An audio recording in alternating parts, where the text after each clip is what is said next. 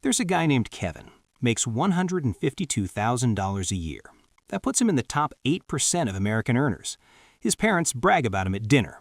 His friends assume he has it figured out. Kevin assumes he has it figured out. He drives a leased BMW, rents a 2-bedroom in a city that costs him $3,400 a month, contributes 6% to his 401k to get the employer match, and has $8,200 in savings. Kevin is one bad month from financial stress. Not because $152,000 is insufficient, because Kevin made the mistake that catches nearly every high earner who was never taught the difference between gross income and financial progress. Kevin optimized for the number on his offer letter. He never once optimized for what he actually keeps, builds, and compounds. And right now, a postal worker making $58,000 who started a Roth IRA at 24 is building more long-term wealth than Kevin. The postal worker just doesn't have Kevin's car. Here is what I want to show you. High income without savings rate discipline is not wealth building. It is expensive lifestyle maintenance with better aesthetics. The math on this is brutal, specific, and almost nobody runs it before they accept the job, sign the lease, or order the car.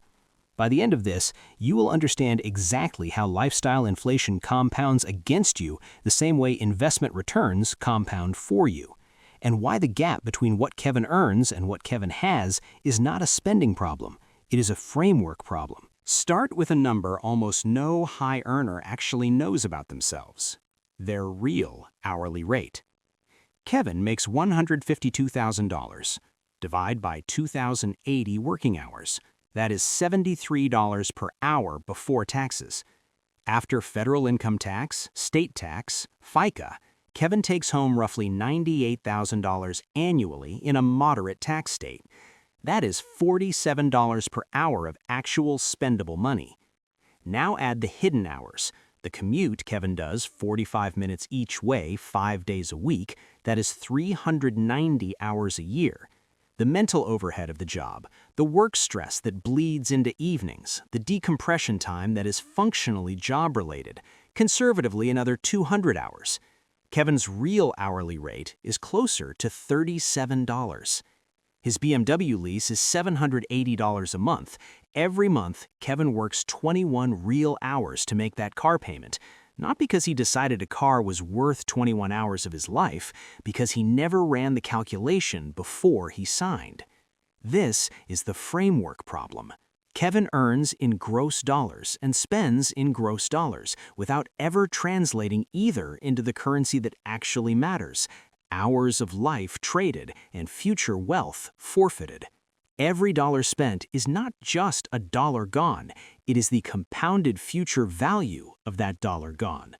$780 a month in a car lease at age 32, invested instead at 7% annual returns over 33 years, is worth approximately $1.1 million at retirement. Kevin is not leasing a car. Kevin is leasing a car and trading $1.1 million for it. He just does not see the second half of that transaction anywhere on the contract. Here is where the structural problem compounds. Kevin got a $22,000 raise 2 years ago. He was making $130,000. He celebrated. He upgraded the apartment, $600 more per month. He upgraded the car. He started eating at better restaurants. His lifestyle absorbed the raise within 90 days. His savings rate actually declined as a percentage of income because fixed costs went up and the raise felt like permission to spend rather than an opportunity to build.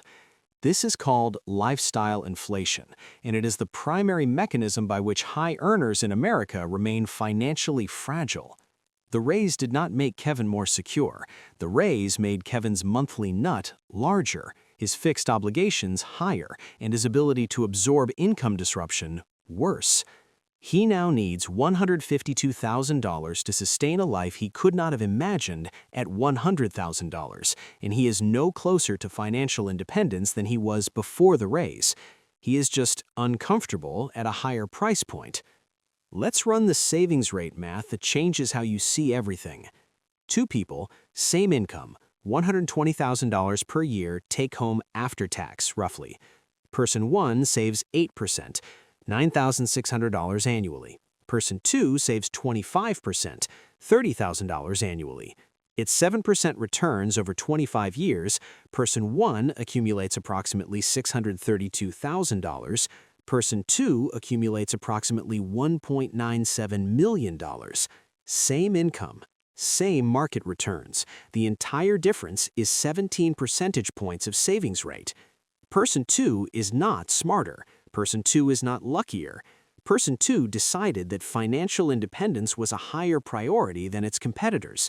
The lease, the apartment upgrade, the restaurant rotation, and structured their spending to reflect that decision before lifestyle inflation had a chance to make the choice for them. The math does not care about intention.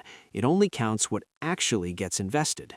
Here is the psychological mechanism Kevin is trapped in, and it is not unique to Kevin. It is structurally predictable for anyone whose income rises faster than their financial education. It is called hedonic adaptation. When Kevin got his first apartment for $1,800 a month, it felt luxurious. Within 6 months, it felt normal.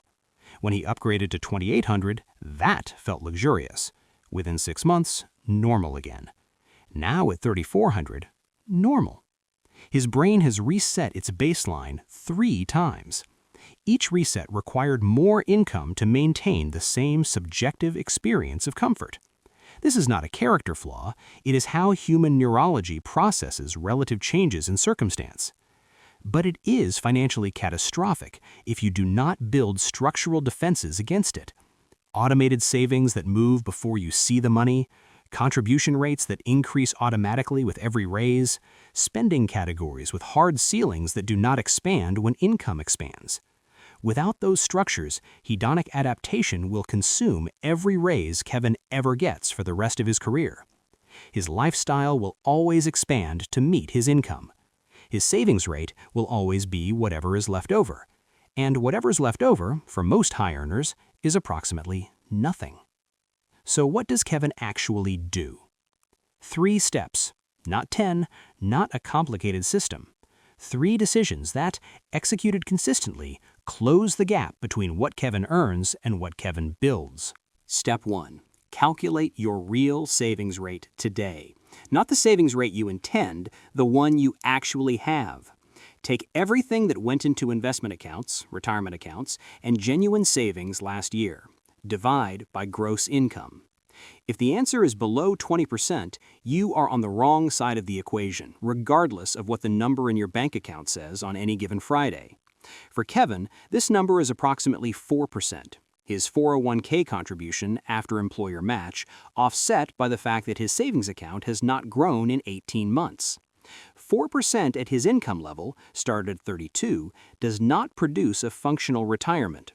It produces a number on a statement that will feel reassuring until someone runs the after-tax, after-inflation, after-sequence of returns math and shows him what it actually buys. Step 2. Implement what I call the raise intercept. Every time your income increases, raise, bonus, side income, any upward movement, commit 75% of the after-tax increase to automated investment contributions before it touches your checking account. Not willpower, automation.